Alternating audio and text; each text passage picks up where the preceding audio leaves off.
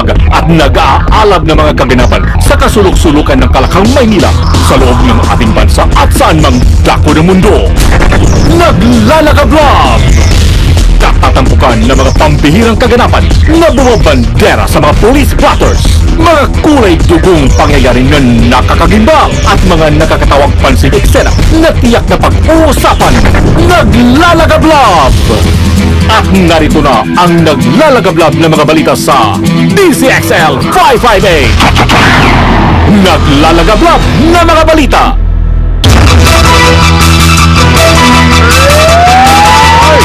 Andito na ang inyong mga tagapagbalita pa rin. Ako si Buddy Oberas. Weng de la Peña.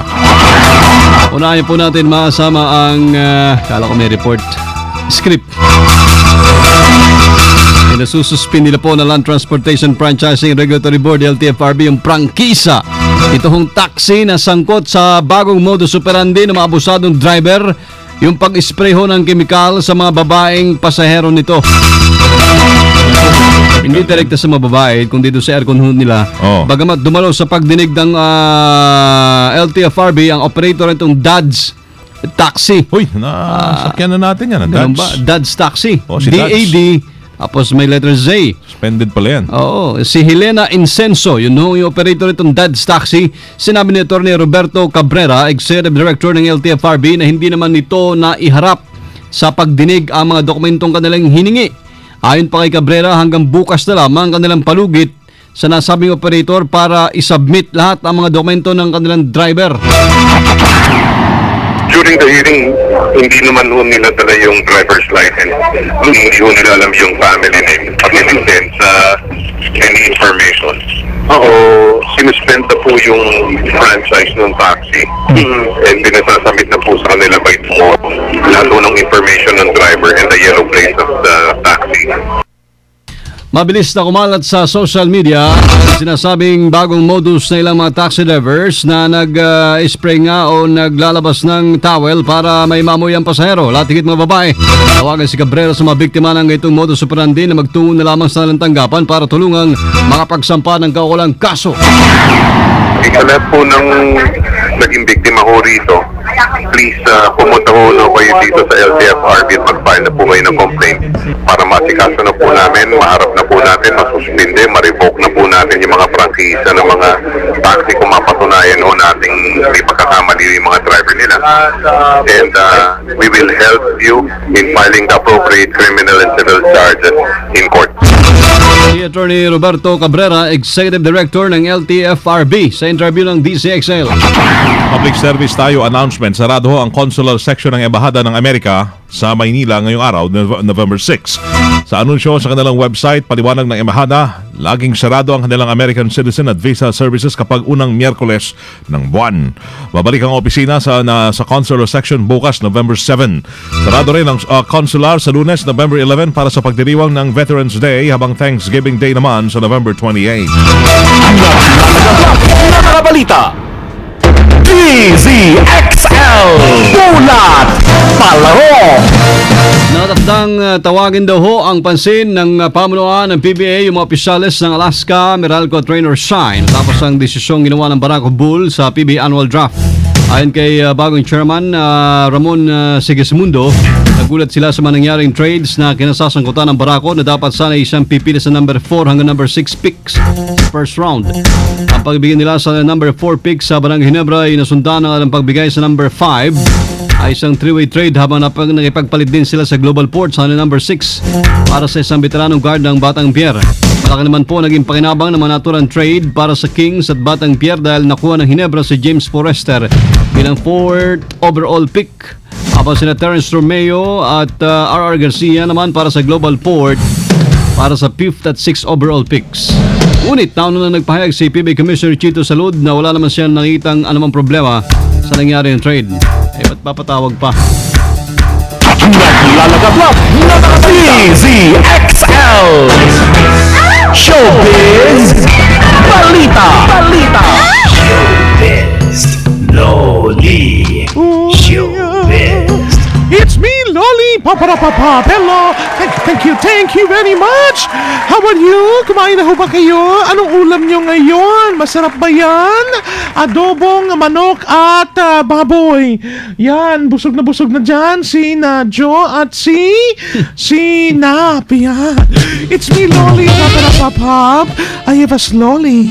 My slolly is about a little pig that went to town. Hindi, iba't ibang reaksyon ang lumabas na mula sa press dahil sa inasal. Parang masamang inasal ng actress na si LJ Reyes nang in-interview ito tungkol sa hiwalayan nila ni Paolo Avellino. Usap-usapan kasi sa showbiz na nagdabog daw ang actress pagkatapos ng interview dahil iniiwasan ito na mapag-usapan ng tungkol sa kanila ni Paolo. Paulo. Sino ba? Paolo. Feeling raw kasi ng kampo ni LJ. Biro mo, may kampo na. Akala ko kampo Aguinaldo lang meron. Kampo Krame, may kampong LJ pala. Faction yan. Sus, kampo Karne. Ang sabi, parang nagagamit ito para maipromote ni Paolo ang drama series at pelikula niya.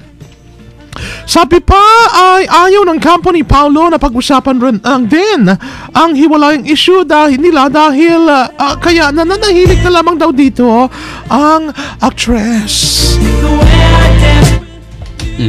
Tahimik na ho. Okay, thank you. It's me, Lolly. Tatahimik na. Bye-bye. Hindi gasgas, hindi umatras. Medyo madulas.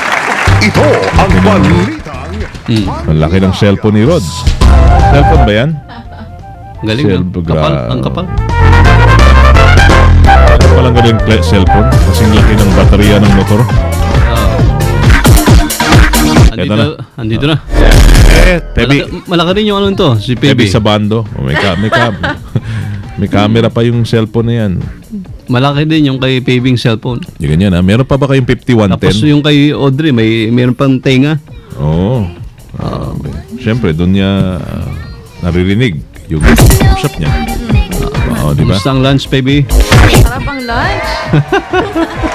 Kayo dyan, mga kasama. Ayos lang. Magandang tanghali. Naku, karamihan sa mga nagtatrabaho ay umaangal dahil maliit lang ang kanilang sweldo. Ano? Maangal ka ba? Yung mga ba? Okay. Kala kong maano. Kesyo Hindi hindi umaangal sapat si sa Phoebe. pang-araw-araw na gastusin. Okay. Ibahin nyo ang kaso nitong isang hindi pinangalan ng lalaki na taga-India. Siya naman ay nag-resign sa kanyang kasalukuyang trabaho hindi dahil sa naliliitan siya sa kanyang sweldo kung hindi dahil masyado raw itong malaki. Sus, Mariosep. Umaabot kasing 450 lira kada buwan ng kanyang natatanggap. Or, magkano yan? Sa peso? Mga 9,000 pesos. Yun ang sweldo niya. Mga ganon. Kasing laki. Malaki daw eh. Malakihan siya. Oo. At nagigilty raw kasi siya. Ba, biro mo, merong ganun, no? Nagigilty. Sana. Laki ng sweldo. Maraming ganyan sana. Dahil ang kanyang paligid ay mga walang kaya sa buhay. Pwede siya maging congressman. Pwede. Yung congressman na matino. Oo. Na nagigilty. Kaya lang baka kainin siya ng buhay. Oo, tama. Nagsabi na siya sa boss na liitan ng kanyang sweldo pero hindi ito napagbigyan. Kaya para matapos na ang kanyang depression, siya naman ngayon ay nag-resign. Wow. Hindi wala na Very siyang noble. sweldo. Wala na siyang sweldo. Mas gusto niya yun. At wala rin siyang ginagawa. Ngayon, Wala, walang katapat. naghahanap siya ng bagong trabaho. Na tama lang sa sweldo. Oo, na tamang tama. Ayos, no? Kaya ang Pilipinas at saka mga empleyado ganon. Oo. Darating na kung sobra naman yan, boss. Ang laki. Oo, tama na. Balita niyo naman. Oo nga. Kaya naman, ito lang trabaho ko. Nakaupo lang ako dito buong araw. Facebook lang ako ng Facebook. Tapos ganun kalaki yung sweldo. Boss, Tama, solid na lang tama. natin. Wala naman masyadong bawasan yung 100. Boss, biyahel ako ng biyahe sa abroad. Sus Mariosep. Ano ang Libre ginagawa pakain sa'yo? ko rito, boss. Nakakaya naman. Ang mga anak ko nasa exclusive school bus. Sana ganun mangyari sa Pilipinas, no? One day, isang araw. Sana Diba? talaga. Let's hope for the By best. that day, wala. Yes. Siguro pag nangyari, wala tayong presidente. Lahat presidente. Pantay-pantay. Hindi natin kailangan ng mga politiko dahil Hindi na. alam naman natin kung anong tama at mali. Sobra't kulang, di ba? Yan ay kung darating dito yun sa Pilipinas. Yan ang magandang pasubali, baby. Pwede mong simulan ng pagdasal yan. Pwede, Ngayong Miyerkules, mag-novena tayo sa Baclaran o sa inyong tahanan. Okay? Bago umalis ng bahay, iba'y nagdadasal bago umalis ng bahay. Ikaw ba, PB? Oo? Yung bang gumagawa ng... Pagkagising. Anong paano yun? Devotion lang. Yung parang... pray. Pagkagising. Yung pag-alis ng bahay, yung kami, mga Katoliko, tawag dito, sa Tagalog yun? Rosario? Hindi. Ang haba nun. Hindi naman makaalis ng bahay nun. Pag nag-rosaryo pa tayo nun. Late ka na. Diba? Yung kwan lang, ano yung senyal, por la senyal, yung sign of the cross, yung, di ba? Oo. Yung sa ngalan na mayor, sa ngalan ni vice mayor, gano'n, di ba? Hindi, sa ngalan ng ama, anak, di ba? Yun. Gano'n, para lang may gagabay. Oo nga, tama yan. Yan ang ating balitang tungkol sa spiritual healing. Dating Congressman Mark Jimenez. Hulog diba yan? Hulog ng langit yan. Saan na kaya siya? Andyan lang sa The Fort. The Fort. Tahimik, buhay. Tahimik lang. Tinatanaw lang ang bundok ng Apo siguro. Paano, baby? Pagdasal mo lang kami, ha? Amen. Thank you. At yan po ang Balitang Panghimagas kung DZXL Song sa Teacher Phoebe Tatak Armen. Regards daw, baby, sabi ng mga onliner natin, ha? Tuloy ka raw nagiging cute. Paano maasama? Tuloy nyo lang po yung panahalian at ang biyahe, ingat lang po, ha? Okay, may pasasalamatan ka. Salamat sa inyo. Robust Dietary Supplement for Men para sa lalaking astigin hindi umurong sa lamang laban. 0909-333-3333. Yan. Diretso naglalagablab na balitang Tatak RMN ninyo napainggan sa DZXL 558. Hindi ko makakuan si PB. Gumal sa mga magrosaryo. Pero okay din yun, no? At least para love kayo ni Mama Mary. Okay, thank you. At from the city of Zambia, Luceres Primo Hermano, Hueng de la Peña. From the province of Occidental Mindoro, ako si Badio Beras. Mabuhay kami lahat sa XLI. Sorry. Baligtad. Take two. Miyerkules, November 6 pala tayo, 2013. Okay. Lahat sa DZXLI. Tatak RMN. Sumayo ang 15 minutong kalipunan ng mga pinakahuling kaganapan sa Kalakang, Maynila, sa ating bansa at saan mang dako ng mundo. Naglalagablab!